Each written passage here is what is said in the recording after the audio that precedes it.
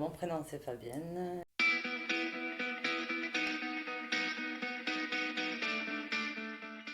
Une femme active, une maman et une épouse. Mon pire défaut, c'est l'impatience. C'est vrai qu'en général, j'aime bien avoir les choses assez rapidement. J'ai lutté beaucoup dans ma vie avec ça parce que c'est mon gros défaut, l'impatience, et j'ai appris à l'être avec le temps. Ma principale qualité, c'est la gentillesse, j'ai envie de dire. Je suis quelqu'un de sympa. On ne dirait pas, mais je suis quelqu'un de sympa, en vrai. Je vous dis ça parce qu'on me l'a souvent dit, hein.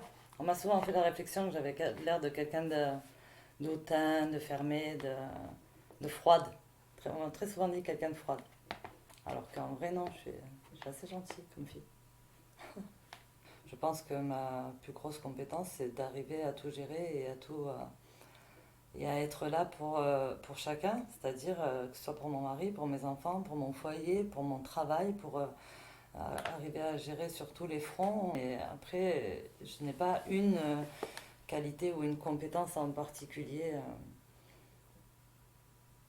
qui mériterait d'être relevée là-dessus. Oh, il y a tout un tas de sujets qui me porteraient de la peine. Je ne vais pas les nommer parce que j'ai pas envie d'avoir de la peine. Euh, mais il y a beaucoup de sujets parce que je suis très empathique. Donc, mais je dois reconnaître que, évidemment, plus c'est resserré, plus ça touche les personnes proches et plus ça fait de la peine. C'est sûr que, voilà, on est humain. Et malgré tout ce que j'ai pu vivre, j'essaye toujours de me dire que de toute façon, il y a pire. Il y a pire, il y a des situations bien plus dramatiques. Il y a des gens qui vivent de vraies choses compliquées et dures et qui font de la peine, qui sont horribles et sur lesquelles nous, on semble dérisoires avec nos petits problèmes et nos petites difficultés. Voilà, il y a tellement pire des fois dans la vie que c'est à ça qu'il faut réfléchir, je trouve. C'est ce qui permet de ne pas sombrer, de ne pas être toujours dans la dépression et à broyer du noir. Il faut regarder et se dire qu'il y a toujours pire. Et c'est vrai, il y a toujours pire. Il y a toujours mieux, mais il y a toujours pire. Un peu tout, mon mari, mes enfants, mon foyer, mon travail, toute ma vie. Tout le reste, ça me procure de la joie. Après, c'est vrai que on aimerait que ce soit pour tout le monde pareil. Mon travail, j'adore mon travail. Donc mon travail, j'ai le laser game sur Clermont-Lérault. Le laser game, donc du coup, c'est un jeu qui se passe dans un labyrinthe où ça se joue dans le sombre, dans la pénombre. Les murs sont tout peints en noir du labyrinthe et il y a du fluorescent un peu sur tous les murs avec de la lumière ultraviolette qui reflète le fluorescent, ce qui éclaire un peu le labyrinthe. Et en fait, donc on est équipé d'un gilet et d'une arme et on tire pendant 20 minutes sur nos adversaires et à la fin de la partie, on voit qui a fait le meilleur score. C'est quelque chose de super, c'est ludique, les enfants se régalent quand ils viennent, c'est juste du bonheur, quoi. Chez les enfants, c'est 80% de ma clientèle, quoi. Mais c'est pas un jeu réservé aux enfants, c'est un jeu qui est réservé de 4 à 97 ans. J'ai déjà joué 4 générations en même temps. Moi, j'aime les gens, en fait. J'aime les gens et du coup, ben, je suis à fond dans tout ce que je fais. Alors, j'ai beaucoup de choses qui me passionnent, mais tout ce que je fais, je vais le faire passionnément. Physique, il n'y en a pas des kilomètres, mes forces physiques, mais elles sont bien plus mentales chez moi. J'ai beaucoup de force mentale, j'avoue. Là, c'est la vie qui a fait que les chemins par lesquels je suis passée qui m'a donné cette force-là, hein. Comme s'il y avait eu un entraînement, j'ai envie de vous dire, et qui m'aurait rendue plus forte aujourd'hui. Oui. C'est un vrai atout. C'est un vrai atout parce que quand on a cette force-là, il n'y a rien qui nous arrête, hein. Peu importe le sujet, peu importe. Je veux dire, j'ai arrêté le tabac du jour au lendemain. Je peux soulever des montagnes si j'ai décidé. Ça, c'est sûr. Il faut que je l'ai décidé. Je sais pas s'il y a un instinct vraiment derrière tout ça ou s'il y a quelque chose de prédéfini, de préétabli. J'ai beaucoup d'envie, beaucoup d'idées, j'ai développé déjà des choses et j'ai l'intention d'en développer encore beaucoup. Euh, mais ça m'énerve parce que c'est très long. J'aurais aimé que ça aille plus vite et j'aimerais que ça aille plus vite. Je suis obligée de montrer preuve de patience parce que je peux pas faire n'importe quoi non plus.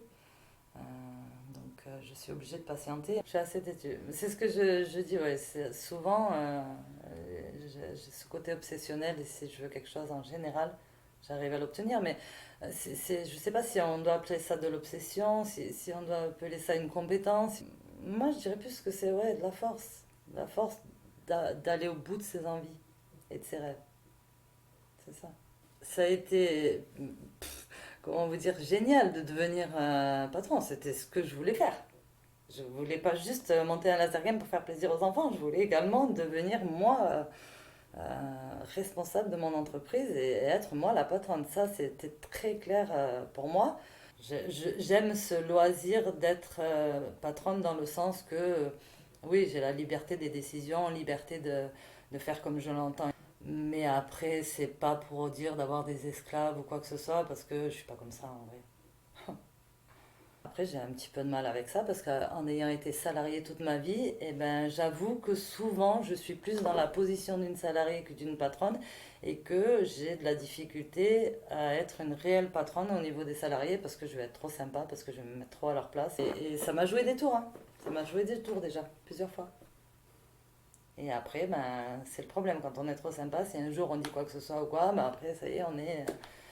Il m'a apporté un enrichissement personnel énorme, vraiment, et de la confiance en soi de dingue.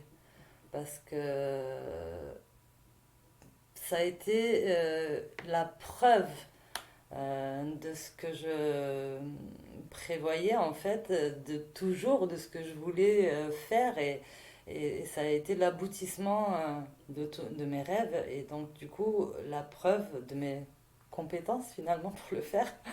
J'ai non seulement validé mon projet, je l'ai fait valider également. J'ai même reçu un prix TPE euh, quand j'ai ouvert et c'est énorme parce qu'on se dit punaise, ouais, on s'est pas trompé. Ouais, c'était bien ça, ouais, on y est arrivé, ouais. Donc c'est chouette. Je fais moins d'efforts que quand j'étais jeune. J'ai beaucoup moins d'efforts à fournir aujourd'hui. Aujourd'hui, je suis en place. Je fournis bien moins d'efforts, c'est plus facile. J'ai tout appris sur le tas, hein. J'ai commencé très jeune, je faisais les marchés en fruits et légumes pour un ami de la famille. Je trouvais ça déjà très sympa et je trouvais qu'il y avait un truc qui me plaisait vraiment dans le commerce. Et j'aimais beaucoup l'ambiance des marchés parce que je trouvais que les gens ils venaient là par plaisir et qu'ils étaient détendus quand ils venaient et que c'était vraiment un moment assez agréable. J'ai fait caissière, je peux vous garantir que c'est moins agréable que sur les marchés parce que du coup les gens ne viennent pas dans le même état d'esprit. Et chez moi, au Laser Game, eh bien, ils viennent dans cet état d'esprit également. Mais de toute façon, je crois que quand on est empathique, du coup, c'est pas difficile. Et je pense que vraiment la meilleure qualité d'un commerçant, c'est d'être empathique, hein. Vraiment, je veux que les gens, même s'ils rentrent et qu'ils n'ont pas le sourire, il faut qu'ils repartent avec le sourire de chez moi. C'est quelque chose sur lequel j'insiste. Et on fait tout pour que ça se passe de cette façon.